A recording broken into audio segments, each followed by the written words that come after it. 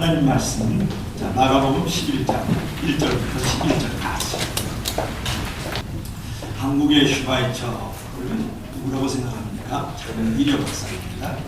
북한에서 내려와가지고 평생 홀로 지내면서 병원을 운영할 때 환자가 돈이 없으면 뒷문을 도망치라고 뒷문을 열어줘가지고 빼돌렸던 사람이 한국의 슈바이처인데 박사님으로 알 수가 있죠. 우리가 똑같은 상황에서 어려운 사람을 붙잡아가지고 옷을 벗기고 고소하는 추한 삶이 얼마나 이제 많이 있는지, 얼마나 많이 대리되는 것을 우리가 알 수가 있는 거죠.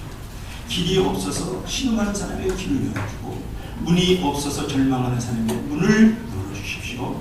외모를 아름답게 꾸미는 것도 필요하지만 내면의 아름다움이 없는 외면의 아름다움은 큰 의미가 없고 결코 자신에게도 결코 유익이다, 기쁨과 행복을 줄 수 없다는 것이죠. 오늘 우리가 생각해보고 싶은 것은 무엇이냐면, 주님이 쓰시는 사람은 어떤 사람입니까? 주님께 정말 유익이 되는 사람은 어떤 사람입니까? 하는 것이죠. 이 세상에 주님 앞에서 쓰임받지 못할 사람은 하나도 없습니다. 주님께서 원하시는 모습만 갖추면 어느 누구도 멋지게 쓰임을 받을 수 있다는 거예요. 주님은 과연 어떤 사람을 쓰실까요? 첫째로 깨끗한 사람, 따라서 깨끗한 사람, 깨끗한 사람.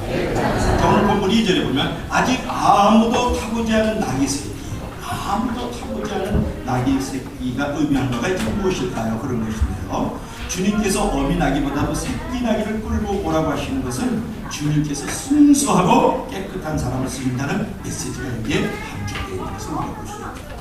큰 그릇이라도 오물이 들어오면 음식을 담을 수 없지만, 여러분 사기 그릇이라도 토기 그릇이라도 오물이 없이 깨끗하면 음식 담는 그릇으로, 이제 음식 담는 그릇으로 우리가 쓸 수 있지 않습니까? 마찬가지로 아무리 비천하고 재능이 없어도 우리 자신을 깨끗하게 유지하면 하나님은 반드시 우리를 사용하신다. 어떤 분은 나는 아무것도 가진 것이 없어요, 나는 아무것도 배운 것이 없거든요. 그러나 우리 하나님께서 그런 용무라든지 어떤 신장이라든지 재물의 소유를 보시고 쓰시는 분이 아니라는 사실을 여러분 아십니까? 돈이 없고 학벌이 없고 인맥이 없다 그럴지라도 실력을 갖추는데, 실력이 없으면 성실함을 갖추면 하나님을 쓰시는 분을 줄 수 있게 바랍니다. 하나님은 성공하는 사람을 쓰는 것이 아니라 성실한 사람을 쓴다는 것입니다. 특별히 여러분, 이제 우리가 이제 세상에 욕심이 없어야 되는데요. 욕심이 태한적 죄가 제가 당선한 지 4만이 이렇게 말씀드렸거든요. 우리가 이제 비전을 가지는 것과 욕심을 가지는 것을 구분할 수 있는데, 자, 하나님을 높이고 함께 영광 돌리는 마음을 가지고 믿음을 가지고 있으면 이것이 비전. 그런데 자기를 높이고 자기의 영광을 받으려는 마음으로 큰 일을 하는 것은 욕심이다. 그런 것을 여러분 우리가 알아야 되지 않겠습니까? 물론 이 세상에 욕심이 하나도 없고 죄가 하나도 없는 깨끗한 사람은 한 사람도 없을 것이에요. 그래서 우리에게는 우리 죄를 깨끗게 하시는 주님의 보혈이 필요한 것이죠. 주님의 보혈을 의지하고 회개하면 하나님 우리를 깨끗하게 하시고 사명을 이시고 우리 삶의 은혜와 축복을 더하여 주시는 줄로 믿을 수 있길 바랍니다. 자, 두 번째로 따라합시다. 순종하는 사람. 순종하는 사람. 왜 주님은 이제 나귀 새끼를 쓰셨을까? 이것이 중요하지 않아요? 여러분 좀 궁금하지 않습니까? 주님께서 어린 나귀를 타시는 것은 순수한 사람을 쓰신다는 뜻도 있지만 순종하는 사람을 쓰신다, 그런 의미가 있고요. 어린 나귀는요 아무도 타보지 않았잖아요. 그 말은 아무에게도 길들여지지 않았다는 말이에요. 즉 자기의 어떤 뜻이라든지 자기의 고집이라든지 자기의 주장이라든지 자기의 철학 없이 주인의 뜻을 잘 순종한다는 의미를 갖고 있는 것이 뭐냐면 나귀 새끼라는 의미거든요. 하나님은요 무엇보다도 순종하는 사람을 써요. 그 사람은 지식이 많다, 건강하다, 뭔가 있다, 아는 것이 많다, 그런 사람 쓰지 않아요. 하나님은 순종하는 사람을 쓰십니다. 그런 것이죠. 본문 1절 3절에도 보면은 순종하는 사람들이 나오는 게 뭐냐면 두 제자의 경우거든요. 주님은 두 명의 제자에게 맞은편로 가서 아무도 타보지 않은 나귀 새끼를 보면 불러 끌어오라고 그렇게 명령을 했어요. 만일 누가 왜 그렇게 하느냐고 물으면 주님이 쓰시겠다고 말합니다. 근데 제자들이 처음에 되게 황당했을 거 아니에요. 그죠? 제자들이 그것을 가면서 서로 요즘 말로 궁시렁궁시렁 그랬을 거예요. 이제 어떻게 해야 되나? 참된 주님의 말씀대로 해야 되나? 또 그 나귀 새끼를 끌어오다가 내나 맞지 않을까? 분별을 당하지 않을까? 하는 얘기를 하면서 이제 그것으로 갔을 거예요. 그런데 이제 맞은편 마을로 가니까 정말 나귀 새끼가 있었거든요. 그래서 나귀 새끼를 끌어오려고 하니까 주인이 아니 왜 끌어가느냐고 이렇게 따졌어요. 질문을 했어요. 그러니까 제자들이 여러 설명을 하지 않고 구차한 변명을 하지 않고 그냥 주님께서 말씀하신 대로 주님께서 쓰시겠다고 그러는데요. 그랬더니 그 주인께서 더 이상 아무 말도 없이 즉시 내어주셨어요. 가끔 우리들도 우리 생각에 맞지 않는 주님의 말씀이 들려올 때가 있어요. 주님의 말씀을 읽혀질 때가 있다. 그래도 우리가 다른 변명하지 말고 최대한 말씀대로 순종하려고 하면 신기하게 문제가 풀리는 역사가 일어나는 줄을 믿으시길 바랍니다. 이 제자들이 두 명을 주님이 쓰시겠다 여러 설명하지 않고 구천 변명하지 않고 그 말했더니 주인이 나귀를 풀어주었다. 마찬가지로 우리가 설득이 안 되고 설명이 안 되고 이해가 안 되더라도 주님이 말씀하셨으니까 그 말씀을 듣고 행하기만 하면 풀어지는 역사가 일어나는 줄을 믿을 수 있길 바랍니다. 여러분 이제 출애굽기 이제 15장 22절부터 33절에 볼 것 같으면 한 사건이 나오는데 모세가 이스라엘 백성들을 이제 이끌고 홍해바다를 건넜어요. 하루 이틀 3일 됐는데 물이 없어요. 그냥 물이 없으니까 사람들이 물을 못 먹어서 죽어나가요. 그런데 3일쯤 걸어 나가서 보니까 이렇게 물이 있는데 연못이 보니까 마라라는 땅에 도달했는데 물이 있어요. 그래서 사람들이 이제 그 백성들이 갈급하니까 물을 먹어야 됐잖아. 물이 먹으니까 질병에 걸려서 죽어나가는 거예요. 그러니까 백성들이 모세를 하는 말이 아니 내장지가 없어가지고 이 광야까지 끌고 와서 여기서 쓴 물 먹어서 다 죽이냐고 원망하고 분노하는 거예요. 원망하고 분노는 죽여버렸죠. 그때 모세가 무릎 꿇어 하나님 앞에 풀어지자 기도했다. 그때 말씀이 나오거든요. 성경하면 그 말씀을 읽어봐요. 그런 말을 하지 말고. 그래서 이제 부르짖 기도했더니 하나님께서 한 나무를 지시하셔서 그 나무를 꺾고 그 연못에 던지라고 해요. 그리고 모세가 그 나무를 꺾어서 그 연못에 던졌더니 그 쓴물이 강물이 되었더라. 그 지시대로 그 명령대로 하나님께서 말씀하시니까 해남으로 쓴물이 강물이 되었다. 그래서 하나님께서 하시는 말씀이 내 명령을 지키면 내 인내를 지키면 애굽에게 있는 질병 하나도 내리지 않겠다. 나는 치유하는 하나님이니라. 아멘. 그리고 여러분 우리 변에 부부가 된 사건 너무 잘 알려주고 2장 1절부터 11절을 보면 하나님은 인전체 예수님께서 첫 번째 기도를 해주시는데 물이 없다가 물이 포도주가 없다. 포도주가 핍절한지라. 그러니까 예수님께서 그 물을 항아리에다가 부어라. 그리고 갖다가 연회제를 갖다 주어라. 그랬더니 그 하인들이 시키는 대로 주님께서 말씀하신 대로 행하였더니 물이 변해 포도주가 되었다. 그러니까 그 연회장에 있던 많은 사람들이 허니 연회장에는 잔치 자리에는 처음에는 좋은 것을 내고 나중에는 이제 낮은 것을 내거늘 나쁜 것이라고 나오지 않아요. 낮은 것을 내거늘 그렇게 나와요. 그런데 이 연회장에는 처음부터 끝까지 좋은 것이 더욱더 나오네. 그러면서 아주 그 연회장의 기쁨이 되었다고요. 물은 무쇠 묻히거든요. 냄새도 안 나고 색깔도 없는데 물이 변해 포도주가 되니까 색깔도 나고 멋지고 맛도 나고 잔치의 기쁜 날이 된 줄을 믿을 수 있길 바랍니다. 그러니까 하나님 앞에서 이제 순종할 때에 신기하게 문제가 풀려나는 역사가 오늘날도 일어나는 줄로 믿을 수 있기를 바랍니다. 여러분 아무리 갖춘 것이 많아도 내 뜻과 내 고집을 앞세우는 사람은 하나님이 절대 쓰시지 않아요.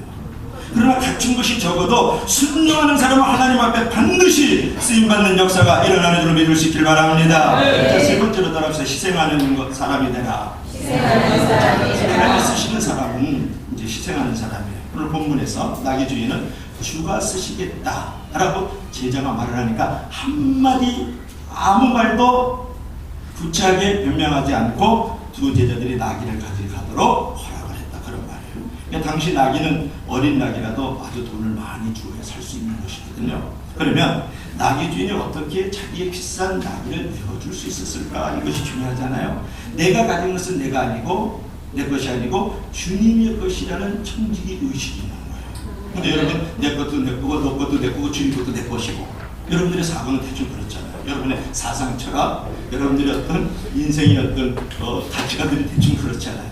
안 그런 척하고 이게 앉아 있어도 다 알아요. 주님이 하시고 내가 아니거든요. 근데 내가 가진 것은 내가 아니고 내 것이 아니고 주님의 것이라는 청지기 의식을 가지고 있던 사람이 누구냐 그러면 바로 이 나귀의 주인이었거든요. 하나님은 하나님께서 원하실 때 자기의 것을 기쁘게 내어드릴 줄 아는 사람을 사용하시는 것이죠. 그러므로 우리는 우리가 가진 어떤 물질이라든지 지위라든지 병이라든지 권력이라든지 지식 등 모든 것을 주님께서 원하시면 내어드릴 수 있는 마음의 준비를 해야 된다. 이제 그런 것이죠. 그러니까 하나님은 자기의 소중한 것을 드릴 줄 아는 사람에게 사명도 주시고 그 사명을 이룰 수 있는 능력도 주시고 형통도 주시고 축복도 그런 사람에게 부어주시는 거예요. 여러분 오늘 주인을 한번 보세요. 자기가 가지고 있는 그 나귀 새끼를 주님이 쓰시겠다니까 그냥 드렸거든요. 내 것이 아니고 주님의 것이란 선한 천지적 의식을 갖고 있었기 때문에 그래요. 그래서 예수님께서 지금 예루살렘에 입성하는데 걸어 들어가지 않고 나귀를 타고 들어가는 하나님의 그 애언이 이루어지도록 쓰임을 받았던 사람이 나귀 새끼의 주인이다. 그리고 예수 그리스도께서 십자가에 달려 죽으시는 인류 구속 사업의 완성을 위해서 쓰임을 받았던 사람이 누구냐 그러면 바로 나귀 새끼의 주인이다 그런 말이죠. 여러분들도 이 나귀 새끼 주인처럼 쓰임을 받아야 되지 않겠어요? 내가 가지고 있는 지위와 신분을 가지고 내가 가지고 있는 재물과 소유를 가지고 하나님 앞에 쓰임 받지 않는 것은 다 안개로 갖고 다 똥이에요. 그러나 내가 가지고 있는 지위나 신분을 가지고 내가 가지고 있는 재물과 소유를 가지고 하나님 앞에 쓰임 받으면 그것이 바로 열매가 되고 그것이 바로 우리의 삶의 걸음더미가 되는 줄 믿을 수 있길 바랍니다. 주님은 우리를 위해서 이제 주님의 모든 것을 내어주셨잖아요. 그죠? 생명도 되어드리고 몸도 내어드렸단 말이에요. 그러므로 우리도 이제 청지기 의식을 가지고 주님께 우리 것을 내어드릴 때 우리의 전부를 이제 내어드릴 수 있어야 된다 그런 말이죠. 우리가 우리 것의 일부를 드려도 전부를 드리는 마음을 가져야 돼요. 그것이 바로 마음과 정성과 힘과 뜻을 다해서 주님을 섬기라는 말씀의 의미거든요. 그런 헌신의 차이가 나중에 열매의 차이가 되고 나중에 하나님 앞에 섰을 때 성급의 차이가 되는 거예요. 믿으시면 다 같이 아멘. 그 다음에 네 번째로 따라갑시다. 겸손한 사람. 겸손한 사람을 하나님이 쓰시는데요. 왜 주님께서 예루살렘에 입성하실 때 힘을 상징하는 이제 길들여진 말을 타지 않고 초라한 어린 나귀를 타셨습니까? 그러는데 나귀는 겸손의 상징이거든요. 스가랴서 9장 9절에 이런 말씀이 있어요. 시온에 따라 크게 기뻐할지어다 예루살렘에 따라 즐거이 부를지어다 보라 내 왕이 임하시나니 그는 공의로우시며 구원을 베푸시며 겸손하여서 나귀를 타시나니 나귀의 작은 것 곧 나귀의 새끼니라. 그래서 스가랴서 9장 9절에 말씀을 해요. 자, 이 말씀을 보면 주님은 겸손한 분이기 때문에 나귀 새끼를 타신다는 애언의 말씀이 있었던 거예요. 그러니까 지금으로부터 2500년 전에 스가랴 선지자를 통해서 나귀를 타고 입성하실 것을, 즉 겸손의 왕으로 오실 것을 이미 예언했다고요. 그 스가랴 선지자는 성전 재건을 촉구했을 뿐만 아니라 주님께서 이 땅 위에 재림하실 것을 주의 날을 이제 예언하면서 선포했던 선지자거든. 그 선지자의 예언이 응하는 모습이 오늘 본문인 것을 우리가 알 수가 있죠. 그러니까 주님은 겸손하신 분이라는 것을 나타내기 위해서 나귀를 타셨고 그래서 겸손한 사람을 쓰시는 거예요. 구약의 이사야 선지자는 주님에 대해서 예언을 하면서 그가 다투지도 아니하며 들리지도 아니하리니 아무 길에서 그 소리를 듣지 못하리라. 마태복음 10장 19절에 그 말씀을 인용한 적이 있거든요. 주님은요 다툼도 없었고 논쟁도 없으셨고 소리를 크게 내지도 않으셨기 때문에 길가와 같은 곳에서는 주님의 말씀이 잘 들리지 않았어요. 마찬가지로 주님은 다툼과 논쟁과 큰 소리 없이 온유한 마음으로 묵묵히 충성하고 헌신하는 사람들을 사용하신다는 것이죠. 나귀가 주님을 등에 태우고 예루살렘에 입성을 할 때 사람들이 환호하면서 호산나 호산나 하면서 예수님을 맞이해 주셨어요. 나귀가 주님을 예루살렘 중심에 내려드리고 돌아갈 때는 아무도 나귀를 거들떠보지 않았다 그런 것이죠. 여러분 나귀가요 예수님을 등에 태우고 갈 때에 예수님께 영광을 돌리면서 이제 그분을 모시고 갔을 때 나귀도 칭찬을 받고 나귀도 환호성을 듣고 나귀도 존경을 받았다. 그런데 나귀가 예수님을 내려놓고 돌아와서 자기 집으로 돌아가는 순간에 나귀가 환호성도 듣지 못하고 칭찬과 존경도 듣지 못하는 것이다. 마찬가지로 오늘 여러분들도 예수님을 등에 업고 있을 때에 여러분이 존경과 칭찬과 사랑다움이 거기에 있는 거예요. 예수님을 이루는 그 순간 여러분 나귀가 돌아갈 때 아무도 거들떠보지 않았거든요. 그냥 짐승과처럼 취급을 받는 거예요. 예수님을 태우지 않으면, 예수님을 모시고 있지 않으면, 예수님과 동행하지 않으면 여러분들은 짐승처럼 사는 거예요. 아무도 거들떠보지 않아요. 사실은 짐승 먹고 마시고 죽을 것을 가는 거예요. 동물적 삶을 살겠습니까? 인간적 삶을 살겠습니까? 하고 물어보는 것이죠. 그리고 예수님께서는 다투지도 않고 들리지도 않았다. 참 온유한 성품을 말씀합니다. 이사야 선지자가 이미 예언을 했어요. 마찬가지로 저와 여러분들도 어떠한 상황에서도 다투지 않고 들리지 않는 온유한 내면적 성품을 갖길 바랍니다. 네. 우리가 이 장면을 이제 우리에게 무엇을 시사합니까? 그러는데 우리가 이제 주님의 사명을 가지고 있다면 사람들로부터 영광을 얻을 경우가 있습니다. 그때 우리도 철저히 주님께만 영광을 돌려야 된다. 그런 것이죠. 가끔 보면 이제 주님의 일을 하면서 큰일 한다고 혹은 큰 교회 목회자라고 다른 사람들 보기에 겸손하지 못한 모습으로 비춰지는 경우가 있죠. 바로 그 순간 그는 우리를 받게 되는 것이다. 그런 말이에요. 그래서 여러분 겸손하다는 것은 무엇을 말하냐면 예수님을 나타내는 거예요. 그저 인사를 90도 하고 말씀이라도 다른 사람 입장에서 이렇게 해주는 것이 겸손이 아니에요. 물론 겸손이 한 종류이긴 하지만 우리가 진정한 겸손은 예수님을 나타내는 거예요. 예수님을 어떤 교리 속에 어떤 이제 박제하는 시켜보면 안 돼요. 여러분 성도의 삶에서 잘못된 종교를 바로잡으려고 했던 개혁자 예수님이 나타나야 되고 약자에 대한 한없는 연민이 넘쳤던 사랑 예수님이 나타나야 되고 죽음 앞에서 당당하셨던 예수님이 나타나야 되고 십자가를 앞두시고 세상을 이겼다고 말했던 예수님이 우리에게 나타날 때에 겸손의 왕이신 예수님을 닮아가는 거고 예수님을 우리가 나타내 보여주는 것이거든요. 요새 예수님을 믿는다는 사람은 많지만은 예수님의 뜻과 정신대로 사는 사람이 많지 않죠. 요즘에 똑똑하고 유능한 사람은 많지만 하나님만 바라보고 약자를 배려하고 모든 이익을 위해서 자기 욕망을 덜어내는 성숙한 인격자는 적지 않습니까? 즉 예수님의 그 겸손함을 본받아서 자기 자신을 내려놓고 자기 권리를 포기하고 그런 사람이 이제 피가 나는 거죠. 여러분 사람이 영적으로 가장 귀할 때가 사람으로부터 영광을 받을 때거든요. 그러나 큰 일을 하고 큰 영광 큰 직분을 가져도 항상 겸손하지 않을 때 주님은 그 사람을 끝까지 사랑을 받는다는 거죠. 그러나 내가 큰 직분 큰 영광 또 큰 일을 하면서도 항상 겸손함을 잃지 않을 때 하나님께서는 끝까지 그를 사용하여 주시고 그가 그 사용되어지는 상황에서 사용을 이룰 수 있도록 능력도 주시고 형통도 허락하여 주시는 줄로 믿을 수 있기를 바랍니다. 네. 자, 마지막으로 한번 따라합시다.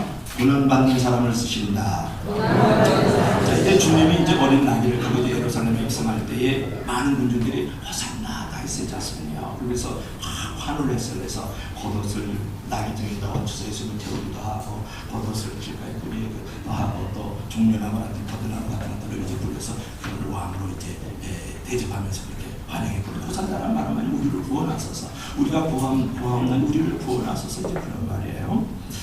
그렇게 이제 입성할 때 많은 군중들이 이제 환호하고 갈채를 보내고 소리를 지르고 막 한마디로 이제 잔치가 길거리에서 벌어졌지 않습니까? 오늘 화상화를 통해서 보았던 것처럼 8절 9절 이제 그렇게 말씀하고 있어요. 그러나 곧 그들의 환호가 며칠이 지나지 않아서 곧 희롱으로 바뀌고 결국 똑같은 군중들이 주님을 십자가에 못 박으라고 해요. 자, 요한복음 19장 6절을 제가 읽어드릴게요. 대제사장들과 아랫사람들이 예수님을 보고 소리질러 가는데 십자가에 못 박으소서 십자가에 못 박으소서. 빌라도가 이르되 너희가 친히 데려다가 십자가에 못 박으라. 나는 그에게서 죄를 찾지 못하겠노라. 여러분 엊그제 호산나 찬송하리로다 그러면서 막 환영하더니 군중들이 예수님을 십자가에 못 박으라고 또 환성을 지르고 있다. 여러분 어떻게 생각하세요? 군중이라는 존재가 얼마나 신뢰할 수 없는 존재인가를 우리가 알 수가 있는 거죠. 우리는 군중을 신뢰하지 말아야 돼요. 군중들의 환호에 넋을 빼앗기지 말고 항상 주님을 향해 넋을 빼앗기기를 주의 허락하시기 축원합니다. 하나님께서는 군중들과 일하신 적이 없어요. 주님은 소수의 제자들을 통해서 일을 하셨다. 군중과 제자의 결정적 차이가 뭔지 알았어요? 군중은 십자가를 지지 않아요. 소수의 제자들은 십자가를 지는 거예요. 엘리트는 자기 중심으로 살아가는 사람이에요. 그러나 우리들은 남을 위해서 살아가는 거예요. 오늘 여러분 군중으로 주님 앞에 서 있느냐? 십자가를 지지 않으면 당신은 군중이에요.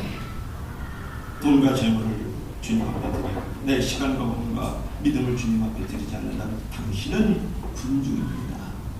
그러나 내가 돈과 재물도 하나님 앞에 드리고 시간과 몸 하나님 앞에 드리고 또 여러 가지 상황 속에서 나의 전부를 실행할 줄 아는 사람이 제자고 그런 사람이 리더인 것이죠. 여러분 주님께서 엘리트로 살아가라는 말 하지 않았어요. 주님께서는 지도자로 살아가는 것이죠. 하나님의 말씀과 성령 안에서 살아가는 사람이 영향력 있는 사람이고 그런 사람이 이 시대 속에 리더예요. 목사가 리더가 아니에요. 장로가 리더가 아니라 집사가 리더 아닙니다. 하나님의 말씀대로 살아가는 거룩한 영향력 있는 사람이 리더예요. 그런 사람이 제자예요. 믿으시고 나같이 아멘. 이 단순한 진리를 잊어버리고 살 때가 너무나도 많잖아요. 내가 머무는 자리에서 군중으로 살지 말라. 구경꾼으로 살지 말라. 내가 십자가를 지고 희생할 줄 알고 섬길 줄 알고 돌볼 줄 아는 것이 교회 안팎에서 이루어질 줄 알아야 돼요. 아멘. 오늘날 그런 사람을 찾는 거예요. 조금 전에 호산나 나이스의 자석이요. 그리고 환영하고 칼질을 보내고 소리를 지르던 사람이 십자가에 못 박아요. 십자가에 못 박아요. 빌라도를 내어주고 저기 강도를 내어주고 바라바를 내어주고 예수를 십자가에 못 박아요. 소리를 지르잖아요. 여러분 군중이 되지 말고 제자가 될 주님을 추구합니다. 우리는 십자가를 질 줄 모르는 군중이 되지 말고 주님과 함께 고난의 십자가를 질 줄 아는 소수의 제자가 되어야 돼요. 주님은 십자가를 외면한 사람을 주님께서는 외면하시죠. 주님께서는 십자가를 부인하는 사람을 주님께서는 부인하신다는 사실을 바라보고 가슴판에서 얘기했죠. 그러므로 십자가 앞에서 주님을 멀리하는 것은 축복을 부리는 것과 마찬가지예요. 고난이 있어도 주님과 함께 가는 길이 승리의 길이고 형통의 길이고 성김의 길이죠. 누구든지 나를 따르려거든 자기를 부인하고 자기 십자가를 지고 나를 따르라 이렇게 말씀을 했잖아요. 그리고 축복의 면류관을 쓰고 축복의 보따리를 짊어지고 나를 쫓으라 주님께서 말씀하신 적 없잖아요. 주님이 자기를 부인하고 자기 십자가를 지고 나를 따르라 그렇게 우리에게 말씀을 하셨죠. 사도 바울이 갈라디아서 6장 17절에서 내 몸에 예수의 흔적을 가져라 그런 말씀을 하셨어요. 오늘날 성 프란치스가 산에서 조용히 성경을 보면서 하나님의 사랑을 깊이 묵상하래요. 바로 그때 영광스러운 그 예수님의 형상이 지평문산을 확 덮으면서 그 온몸에 십자가의 강렬한 아픔과 고통이 느껴지기 시작하는 거예요. 왜 그랬을까요? 그 제목은 주님 제게 십자가의 흔적을 주시옵소서. 주님의 그 상처를 주옵소서. 그의 간절한 기도에 대한 응답의 사건이었거든요. 그리고 그는 더욱 예수님의 마음을 품고 살면서 성자의 길을 걸어갈 수 있습니다. 그런 것입니다. 여러분 철로 역적을 보면 진실과 충성씨가 순례님을 거의 마치고 이제 한마디예요. 저는 제 상처와 흔적을 주님을 사랑하는 증거로서 제게 상급을 주실 그분께 가지고 가겠습니다. 얼마나 이제 증거입니다. 여러분 주님 앞에 정말 선행해서 믿습니까? 그러면 여러분의 주님을 위해서 가진 상처와 그 흔적을 가지고 가야 돼요. 그것이 나의 상급이고 나의 능력이 되지 않겠어요? 이제 이런 고백을 하십시오. 하나님 제 언어에 예수님의 영광이 나타나게 하시고 제 호흡에 예수님의 숨결이 구원하게 하시고 제 심장에 예수님의 고독이 울려 퍼지게 하시고 제 눈동자에 예수님의 연민이 넘치게 하시고 제 걸음이 예수님의 걸음이 되게 하시고 그런 주님의 흔적들이 있게 하소서. 그런 고백과는 참된 영성의 최대의 비철이다 그런 말이죠. 여러분 영성이라는 것은 특별한 어떤 삶이 아니에요. 예수님의 마음을 닮아가는 거고 예수님처럼 사는 게 영성이에요. 마음을 하고 뭐 사람 집에까지 가고 뭐 신비한 음성을 듣고 환상을 보고 이런 것도 다 하나의 영성 안에 들어있는 거지만 영성은 간단한 거예요. 예수님의 마음을 갖고 예수님처럼 살면 되는 거잖아요. 십자가를 지는 일이 힘들지만 십자가를 지고 주님의 거룩한 일에 쓰임받기를 기뻐할 때 하나님께서 반드시 우리의 축복된 자, 우리를 축복된 자리로 옮기는 줄 믿을 수 있기를 바랍니다. 예수님 믿는 건 너무 쉽잖아요. 뭐가 어려워요? 예수님처럼 말하고 예수님처럼 행동하고 예수님처럼 생각하면 되죠. 그래서 오늘 결론을 내드릴까요? 그러므로 지금 이 시간에 기도하십시오. 하나님 저같이 미약한 존재를 쓰시고자 부르실 때 언제나 하고 순종하게 하소서. 그런 마음으로 살 때 하나님은 우리를 결코 버리지 않고 쓸모 있는 존재로 은혜 가운데 인도해 주시는 걸 믿을 수 있기를 바랍니다.